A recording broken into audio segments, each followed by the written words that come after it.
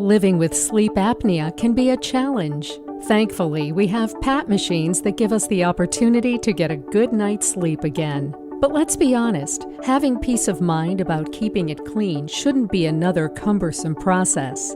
That's where Sleep8 comes in. This short series of videos will show you how to get the most out of your Sleep8 experience. Listen, did you know that each night as you sleep peacefully using your PAP machine, germs can build up in the water chamber, in the tubing, and in the mask?